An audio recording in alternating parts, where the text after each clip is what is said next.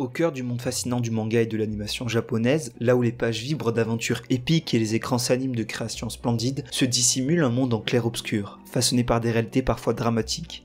Derrière la magie des histoires qui ont capturé notre imaginaire se cachent des coulisses où s'entremêlent passion, pression implacable et enjeux controversés. Imaginez un univers où la créativité déborde, mais où les créateurs sont soumis à une pression étouffante.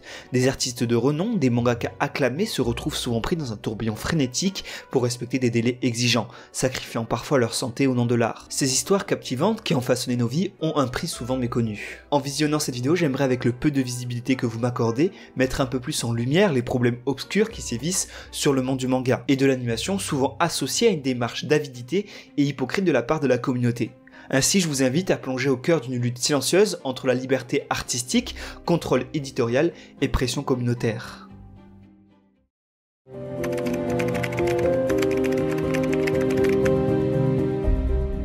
ネーム作りに七転八倒し追い込まれるのが井上の常だ。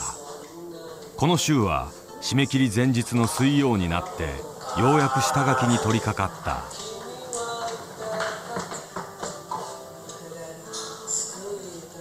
しかし一向に手が進まない。 Au cœur de l'industrie du manga, la pression exercée sur les créateurs est une réalité souvent occultée derrière la splendeur des œuvres finales. Des horaires de travail dévorantes, des délais de publication serrés et des conditions de travail extrêmement exigeantes. Toute cette énergie se mélange pour créer un cocktail dévastateur pour la santé physique et mentale de nos artistes. Selon une enquête approfondie menée par le magazine Japan Today en 2022, la grande majorité des mangaka travaillent plus de 10 heures par jour et près de 40% d'entre eux déclarent ne pas prendre de jours de congé réguliers. Ces chiffres mettent en lumière la nature implacable du secteur, où les artistes sont soumis à des cadences infernales pour répondre aux attentes des éditeurs et du public, toujours avides de nouvelles parutions hypnotiques. Ces créateurs talentueux, bien que célébrés pour leurs œuvres immortelles, ne sont pas épargnés par les défis déchirants imposés par l'industrie. Leurs récits, marqués par des maux physiques et des arrêts de publication forcés, jettent une lumière crue sur les sacrifices personnels inhérents à la création du manga. Cependant, ces difficultés ne se limitent pas aux aspects physiques et créatifs.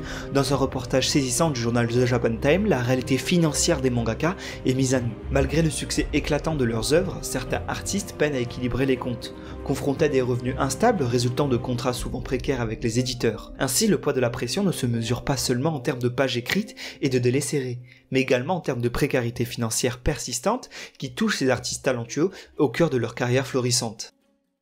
日本であれば商品として優れているか否かっていう評価軸が真っ先にあって、それが主体だと思うんですけど、フランス海外は、あまりそういう評価軸ではないところで評価してくださってる気がします。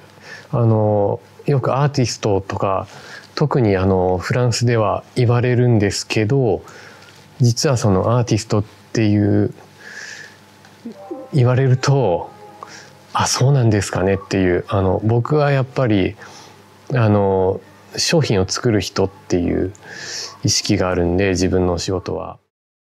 Ces données révèlent une facette sombre de l'industrie, soulignant la nécessité d'une réflexion approfondie sur la façon dont les créateurs sont traités et rémunérés. Si le monde du manga continue à prospérer grâce à la créativité sans borne de ses artistes, il est crucial que l'industrie s'engage à créer des conditions de travail plus humaines pour ceux qui sont à la source de cette magie narrative. De plus, ce fardeau s'étend également à d'autres maillons essentiels de l'industrie, notamment les sous-traitants dans les studios d'animation. Dans le monde de l'animation japonaise, où chaque image éblouissante cache des heures de travail minutieux, les artistes se trouvent souvent au cœur de cette tempête créative. Certains studios, sous la pression des délais, externalisent même une partie de leur travail à des sociétés de sous-traitance, créant ainsi un réseau complexe d'interdépendance où la pression se transmet le long de la chaîne. Les histoires des sous-traitants, souvent éclipsées par la renommée des créateurs principaux, sont tout aussi poignantes. Des heures de travail excessives, des salaires bas et une précarité d'emploi constante caractérisant leur réalité quotidienne. Certains passionnés par leur métier se retrouvent tout de même confrontés à un dilemme entre leur amour pour l'animation et les conditions de travail difficiles qui accompagnent cette passion. Ainsi, en explorant les rouages internes de la création manga et animée, il devient clair que la pression impitoyable ne touche pas uniquement les créateurs de renom, mais s'étend à tous ceux qui contribuent à donner vie à ces œuvres immortelles. La nécessité de reconsidérer les normes de l'industrie et d'instaurer des conditions de travail plus équitables apparaît comme un impératif crucial pour préserver la vitalité et la créativité de cet univers artistique unique qui nous procure tant d'émotions.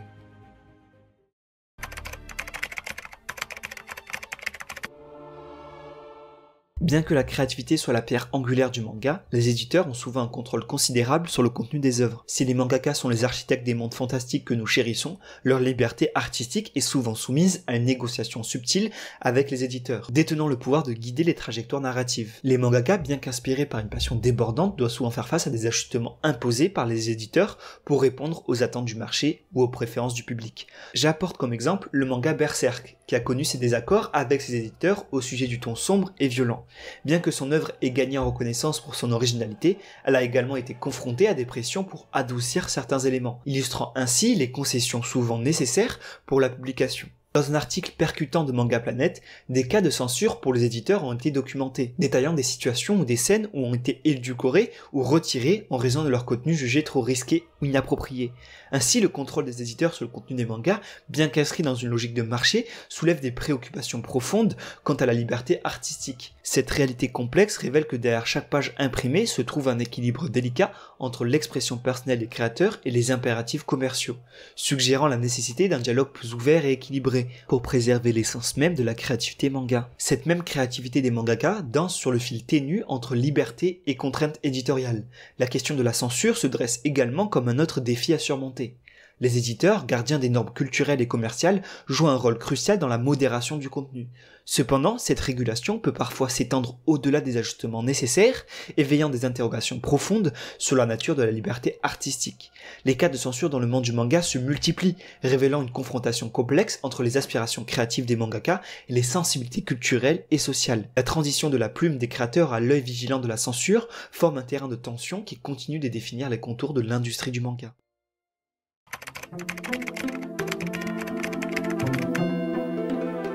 L'ombre menaçante du piratage et de la contrefaçon plane de plus en plus lourdement sur l'industrie du manga, constituant un défi omniprésent dans un monde de plus en plus numérique. Alors que la magie de ces œuvres réside dans leur créativité unique, le piratage prive les créateurs de leur juste récompense et menace la viabilité économique de l'ensemble de l'industrie. Selon une étude réalisée par l'Association des éditeurs du manga au Japon, les pertes financières dues au piratage sont estimées à des millions de dollars chaque année. Des sites de Scantrad, traduction non officielle de scan de manga, prolifèrent en ligne, offrant un accès gratuit et immédiat aux derniers chapitres, tout en sapant les ventes légales et les revenus des créateurs. Ce phénomène touche particulièrement les nouveaux talents et les petits éditeurs, qui luttent pour s'imposer dans un marché déjà très compétitif. La contrefaçon, quant à elle, va au-delà du simple piratage numérique. Des marchandises contrefaites, telles que des produits dérivés et des répliques non autorisées, inondent le marché, privant les créateurs et les détenteurs de droits leurs gains légitimes. Ces pratiques déloyales affectent non seulement les bénéfices, mais également la réputation des œuvres originales, souvent associées à des produits de qualité inférieure. Il s'agit d'un combat collectif où la responsabilité des consommateurs, l'action des détenteurs de droits et la collaboration internationale sont cruciales pour préserver l'intégrité de l'industrie du manga et assurer un avenir durable pour les créateurs talentueux qui donnent vie à ces mondes enchanteurs. Dans ce théâtre d'ombre et de lumière, repenser les normes, créer des conditions équitables et favoriser la collaboration devient impératif. Cela garantira la pérennité de la créativité infinie du manga, protégée par le talent des artistes qui veillent sur les aspects mystérieux et éclairés de cette industrie. Je finirai sur un seul mot, épicé.